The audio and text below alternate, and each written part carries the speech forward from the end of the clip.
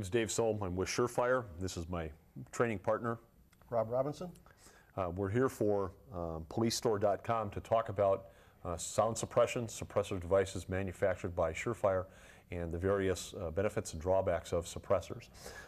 Rob, we commonly are referred to suppressors as silencers, and they're not really silencers. What's the difference between the two, and what's the purpose of that sound suppression device? As you said, there is no such thing as a silencer. What a suppressor does, it suppresses the noise of the report coming out of the muscle. It, in effect, slows down the rapid release of the gases. Without the suppressor, when you'd fire the shot, you get this blast of hot gases that's what you hear. With the suppressor on, it just ever so slightly slows that release of gases down, and by doing that, it practically eliminates the muzzle blast that you would normally hear. At that point, if you hear anything, it's going to be the supersonic crack of the bullet passing through the air. Okay. Is it possible that people refer to them as silencers? Is it possible to silence that round out of a .308 or .556 rifle? It can be very effectively reduced. You will still hear the muzzle crack unless you use a subsonic round, and once you get it below that sonic level of about 1,050 feet per second, that is almost eliminated, and at that point it pretty much sounds like a pellet gun. So that misconception is that these are silencers that people may see on television or in the media is a complete misconception. It's not actually true, is it? There's a lot of things that happen on TV that aren't exactly true. Okay. Surefire manufactures 4 different types of suppressors, and we'll talk a little bit later about the drawbacks and benefits of a suppressor system. The first one we have is called the 556AR. It's called an overlap system. It's one of the first ones that were manufactured by Surefire. What it is designed to do is it's a support system within the suppressor that will go over the barrel, requiring about 2 3/4 inches of support on that barrel, so that the suppressor goes over that barrel adapter. The second one that we manufacture is what's called the 556-212. This is the most popular model manufactured by Surefire. It will go down to a 7-inch barrel and is designed for tactical applications and special operations, although it is popular also with the public. The third one that we manufacture is the mini can. Most cans that are manufactured today as suppressor cans are right around 130 decibels. This can or suppressor will take you down to that level, although it's designed to be very lightweight and is designed to attenuate with a couple degrees of decibels greater or lesser. The last one we manufacture is the micro can. This can is designed specifically for the military. It can have some law enforcement applications, but it really is not designed for the sound attenuation down to 130 decibels. It's designed as kind of what we call a glorified flash hider, and it's designed to hide the muzzle flash of the operator that's actually using it in the field in the arena of combat. So those are the 4 that we generally use. Generally what you're looking for in a suppressor is to keep it about 130 decibels, give or take, and that decibel rating has a large influence from the environment that you are in, from the weather, the humidity, rain, surfacing, and the like, that will actually dictate back or forth the level of attenuation that a rifle will actually produce. Rob, talk a little bit about some of the benefits of a suppressor system from the law enforcement standpoint. Contrary to a lot of beliefs that this is a secret agent type of thing, the biggest asset we've got going now is the fact that we're going to protect officers' hearing. There's a lot of officers going out on disabilities and paying workers' comp claims on hearing loss, especially now with all the training going into active shooter, where you're pursuing somebody into a church, a mall, a school building. There's going to be a lot of hard surfaces and confined spaces. You fire off a high-power rifle in a room like that, and pretty much you're going to have hearing loss, at least temporary hearing loss, involving everybody in that room. By having a suppressor on the weapons on those teams that have to go do that, you're going to reduce that noise level to the point where it's tolerable and it won't cause permanent harm. At that point, you can also still continue your mission because you're going to be able to communicate. And also, we've talked about before is that with the like citizen safety as well, is if an operator has to go into a location, that by discharging a round with children or vulnerable adults, is that that hearing loss can be significant, almost to the point of deafness. And so it becomes a public safety issue as well for operators to have these for their hearing protection as well as for the public, correct? Exactly, especially as you said, the elderly and children under a year old to have hearing that's still developing, it would be very easy to permanently damage that. Correct. One of the other issues that we do talk about is that from a cost perspective or from an operational replacement perspective, is it's tremendously expensive to train an operator up on a SWAT team and to have them function capably and competently in the job that they do. You're looking at probably a $300,000 to $500,000 investment over the time period of having this operator, equipping them, training them, wages and the like. If you remove that investment, if that operator becomes deaf because of the discharge of that round, you lose a tremendous amount of investment. And you also talked about, Rob, about the workers' compensation issues. Right. It's not only the replacement of the officer, but there's a permanent payout of that officer on a disability that may never be able to work again. Exactly.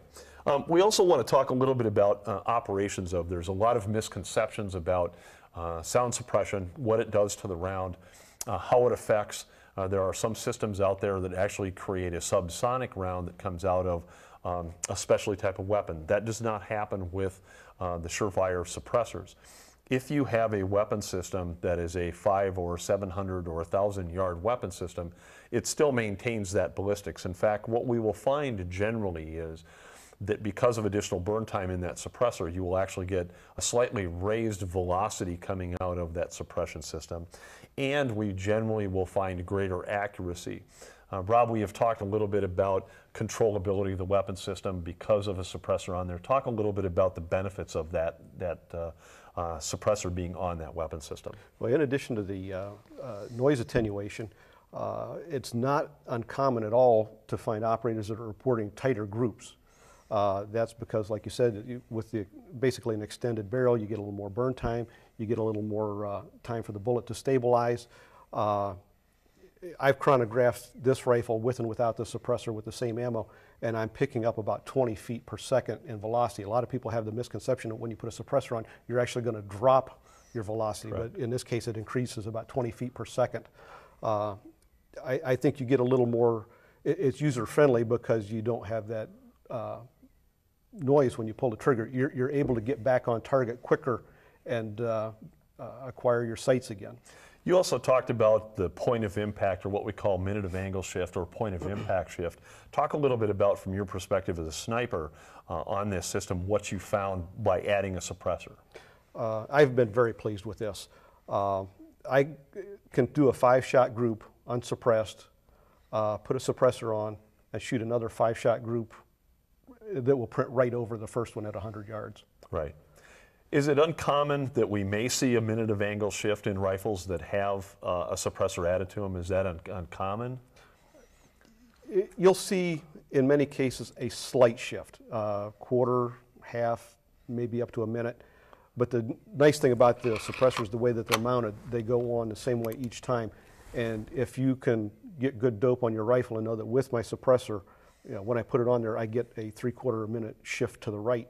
You will always get a 3/4 minute shift to the right. It won't be inconsistent. And you talked a little bit too about the fact that what you're actually getting is a truer round coming out of the barrel. So you're actually getting a true ballistic round versus one that may be buffeted and pushed around by the gases and the blast, correct? Right. If it's all because of that extra barrel length, you get a little more stabilization and very, very often tighter groups. Let's talk a little bit about the maintenance and cleaning. Is when we talk about benefits and drawbacks, it's not a huge thing, but there are some drawbacks to having a suppressor, any suppressor. And that is on a gas rifle, they do get, or tend to be, very dirty because you have additional back pressure that comes back. You will get some additional gas and blowback. In fact, if you look at an unsuppressed round casing and a suppressed round casing, you will find that the suppressed round casing is dirty. And so it's very important from an operational standpoint, no matter who has these, that's that the rifles be maintained and cleaned. You don't want to let these weapon systems sit for days or weeks because that carbon that comes back will actually clog the systems and they have to be maintained. The other system is that when because the Surfire suppressors are removable, is we have a unique adapter system to the weapon system in order that the can or the suppressor can be mounted on this system the same as Rob talks about every time. That adapter system needs to be maintained and kept clean, and so that's something important that when you clean the weapon system, you also clean that as well as the can on the inside of the can, correct? The way the suppressor works is it holds those gases in there for a moment and releases them slowly. That also causes additional back pressure. Those back pressures will cause additional gases to go back into the receiver of your gun, and that's where the additional fouling comes from. You'll also get some carbon buildup on the adapter itself and on the expansion chamber in the suppressor itself. Those need to be cleaned up too. As far as maintenance on the suppressors, Rob, talk a little bit about how easy they are. I mean, just the minimal cleaning that takes place with a Surefire suppressor. The internals are pretty much self-cleaning. When you fire it, it'll blow out all the carbon buildup. What you have to worry about is just those bearing surfaces where the suppressor mates with the adapter. You'll get buildups of carbon and dried gases on here, and I usually take a stainless steel brush and some gun solvent and just clean that off real good. And the same thing with the adapter. I'll take a brush and some solvents and clean out this inside bearing surface and then wipe it out. Periodically, if you shoot it a lot, you're going to get some hard carbon buildup there, and if a brush doesn't cut it, I'll just take like a utility knife and just start scraping it off. We've seen some come back that have been pretty much built up, and the users actually thought that it was pitted, but it was a buildup of carbon. Correct. And I've seen that before, and the big thing is you can't injure or hurt these the suppressor adapters. The key is to keep them clean, correct? You got to keep it clean. On the same line, don't clean your gun with the suppressor on it. Don't run your rod through it. Don't run patches through it. You run the risk of losing a patch in there and causing a problem. So clean your gun, then clean your suppressor separately. And once you do that, you'll get years and years and years of use out of it. That's one of the things we've talked about as well, is the Surefire suppressors really don't have what we call a shootout rate. Is a lot of suppressors out there will begin to deteriorate over time. In fact, we've actually seen some suppressors where after a certain period of time they have to be rebuilt or remanufactured or sent back in. And Surefire does not have a shootout rate officially on their cans. So you have the longevity of this can when it's produced is that it will far exceed the barrel on this weapon system, and has a tremendous long life for use. The last thing we want to talk about, Rob, is attachment of the system, modifications, those kind of things. For an AR platform like this, the attachment on this system is relatively easy, correct? Yes. And what we're looking at is the old adapter or the old flash hider that maybe they're simply taken off by somebody that knows what they're doing. You want to have an armor do that. But when this new one is attached, it's actually attached with what we call a timing wheel at the bottom, and you can see that small notch right there. Inside the suppressor, there is actually a timing notch in there, and as I turn this and put it on, you can hear it click on into position. As I put that on and I hear the ratchet take place, I know that that suppressor system is now engaged in that weapon system, and so I know it's fully attached. The benefit of this system is that I know that every time I take the suppressor off and I put it back on, that it's going on exactly the same, and I get what's called repeatability in my rounds. Rob, it's a little bit different for a bolt gun or a rifle system, a larger rifle system. Explain what it is that they have to do there. Very similar. It's not much different. This system has to be clean just like that one does. You don't get quite the buildup with it, but it does need to be cleaned out. Actually, I find it a little easier than those. Right. But it's the same thing. You'll clean off the muzzle brake with a wire brush, get all your carbon buildup off of it. Take a brush with powder solvent, run it through the inside, get your carbon buildup off of there, and everything is the same way. The adapter goes on the same way. It's timed the same way. There's a timing notch at the bottom that corresponds to a pin on the inside. When you put that on, give it a twist, you'll hear it drop into place. Tighten the collar, give it a tug, make sure it's all locked on, and you're good to go. What about the mounting of the muzzle brake or the muzzle flash hider onto a bolt gun? What has to be done for that? Unlike an AR that comes with a threaded barrel, you're going to have to send your gun to a competent gunsmith. They'll cut down the barrel, turn it, thread it, cut it back slightly to the correct diameter, and at that point it mounts up just like that, the AR does. You'll put it on with a timing wheel. You want to get that notch at exactly 6 o'clock, and it's got a series of timing washers with it, so you get it to be locked up at the 6 o'clock position. Is it critical that you have a competent gunsmith work on this gun to do that? Absolutely. There's probably any number of people that are capable of doing it, but it is absolutely essential that that barrel be cut and threaded concentric to the bore. If it's off ever so slightly, that means that your suppressor is going to be off ever so slightly, and you'll never have the accuracy that you should have out of it.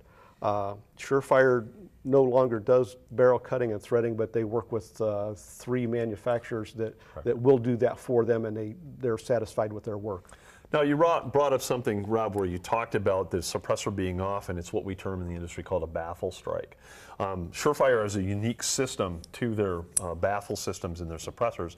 Explain a little bit about how that works from an operational standpoint. If you and I are going into a building and we have an errant round or something happens, how can I be safe with this suppressor on that system? Well, for a couple different reasons. If I can't picture one in a law enforcement situation, but for the military, say they're fast roping out of a helicopter and the rifle falls on its muzzle and you end up damaging the suppressor, probably catastrophically, but nothing that you notice right away.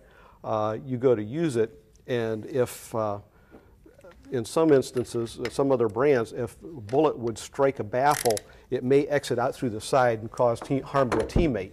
With the Surefire suppressors, they're designed with a fail-safe feature, so if there is a catastrophic failure, no matter what, the bullet will come out the muzzle end in the direction pointed toward the enemy, not toward friendlies. And that's a concern for an operator standpoint if that were to happen, is if you and I were to go into a location and that muzzle is here. One of the reasons I have that suppressor is so that I'm not losing my hearing, I don't get my hearing damaged. But if there were to be an errant round, I don't have to worry about that round coming out the side of the suppressor. It's going to continue out, so I don't have to worry about it being right. hit by It'll still go things. out the muzzle end. Excellent. Well, that's kind of in a nutshell Surefire suppressors. We appreciate you watching today. I'm Dave Sohm with Surefire. And I'm Rob Robinson. Please consider policestore.com for all of your law enforcement needs.